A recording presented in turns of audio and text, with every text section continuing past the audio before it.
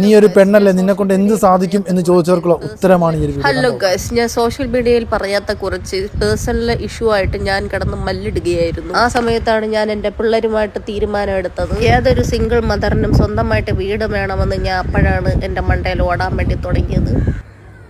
ഓ ശക്തിയാണ് ചേട്ടൻ മസില്. സ്വന്തം വീടിന്റെ മോളാട്ടോ, ടെറസാണ്. മസിലാണില്ലേ? പിള്ളേരെടുത്ത് ഞാൻ പറഞ്ഞു നമുക്കായിട്ടൊരു വീടും കാര്യങ്ങളൊക്കെ വേണ്ടേ മക്കളെ എന്ന് ചോദിച്ചപ്പം അവരും പറഞ്ഞു അത് നമുക്കും വേണം എന്നാണ് പറഞ്ഞത്. അമ്മേനെ സഹായിക്കും, ഓടി നടന്ന് എല്ലാം ചെയ്തു. എൻ്റെ മോൻ ഇതൊരു പട്ടിക്കൂട് പോലെയാണ് തോന്നിയെന്ന് തോന്നണ്. അവൻ പറയും അമ്മ പട്ടിക്കൂടുണ്ടാക്കണ്ടേന്ന്. അപമാനത്തിൽ നിന്ന് അവൾ പടുത്തുയർത്തുന്ന അവളുടെ കൊട്ടാരം. കാൽ ഭാഗത്തോളം നമ്മൾ ഷീറ്റും കാര്യങ്ങളൊക്കെ ഇട്ട് സെറ്റ് ചെയ്ത് വെച്ചിട്ടുണ്ട്. അത് കഴിഞ്ഞപ്പോൾ തന്നെ എനിക്കൊരാൾ ഹെൽപ്പ് ചെയ്ത്. ആ ചേച്ചിക്ക് ഒരുപാട് നന്ദിയുണ്ട് ഹെൽപ്പ് ചെയ്തതിന്. അങ്ങനെ കുറെ കല്ലുകളും കാര്യങ്ങളൊക്കെ ഇറക്കിയിട്ട് പകുതിയോളം ഇങ്ങനെ കെട്ടി ഷീറ്റ് പകുതിയോളം ഇട്ട് അങ്ങനെ പണികൾ വീണ്ടും സ്റ്റക്കായി നിന്ന് അങ്ങനെ ആരും കാണാതെ ഒരു മോങ്ങലൊക്കെ മോങ്ങി പറ്റണ പണികളെല്ലാം നമ്മളെ കൊണ്ട് ചെയ്യാൻ വേണ്ടി നോക്കി. ഇപ്പം ഞാൻ ഇവിടെ വൃത്തിയാക്കാൻ വേണ്ടി പോവുകയാണ്. അപ്പം മീനമ്മയും കൂടെ ഇപ്പം കൂട്ടുചേർന്നിട്ടുണ്ട്. സ്റ്റക്കായി നിന്ന പണികളൊന്നും നമ്മളെ കൊണ്ട് ചെയ്യാൻ പറ്റാത്തതുകൊണ്ട് ഞാൻ തനിയെ തന്നെ പണിയെടുക്കാൻ വേണ്ടി തുടങ്ങി. അങ്ങനെ നെറ്റും കാര്യങ്ങളൊക്കെ എന്നെ കൊണ്ട് പറ്റണ രീതിയിൽ ഞാൻ സെറ്റ് ചെയ്തെടുത്ത്. നമ്മളെ കൊണ്ട് പറ്റാത്തതായിട്ട് ഒന്നുമില്ല ഗൈസ്. ട്രൈ ചെയ്യണം. എല്ലാം നമ്മൾ ട്രൈ ചെയ്ത് എവിടെയെങ്കിലും കിടക്കണം. അതാണ് കാര്യം. ഇതെല്ലാം കൂടെ കെട്ടിപ്പൊക്കിയതായി ഒരു പരുവായപ്പോഴത്തേക്ക്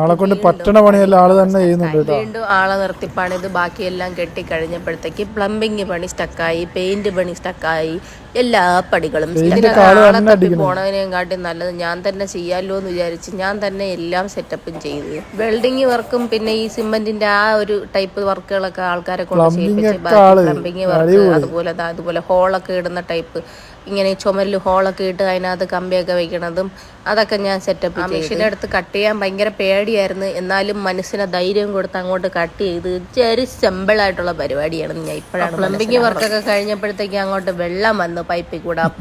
അപ്പോ ഇതിലും വലിയ സന്തോഷം വേറെ. ഈ പണിയെല്ലാം കൂടെ കഴിഞ്ഞപ്പോൾ പിന്നെ ഞാൻ നോക്കുമ്പോൾ എൻ്റെ നഖമൊന്നും കാണാനില്ല. പിന്നെ അപ്പുറത്തെ വീടിന്റെ പണി കഴിഞ്ഞ് കിടന്ന് മറ്റേ ടൈൽസും കാര്യങ്ങളൊക്കെ എടുത്തോണ്ട് സോപ്പിട്ട് കഴുകി പിന്നെ ഭാഗത്തൊക്കെ ഇട്ട് സ്റ്റിക്ക് ചെയ്തൊക്കെ വെച്ച് അപ്പോഴും പിന്നെ കൈയെല്ലാം കൂടെ പണ്ടെല്ലാം അടിച്ചു പോയി. ടൈൽസൊക്കെ ഒട്ടിച്ച് വെച്ച് ഫിനിഷിങ് നോക്കിയേ.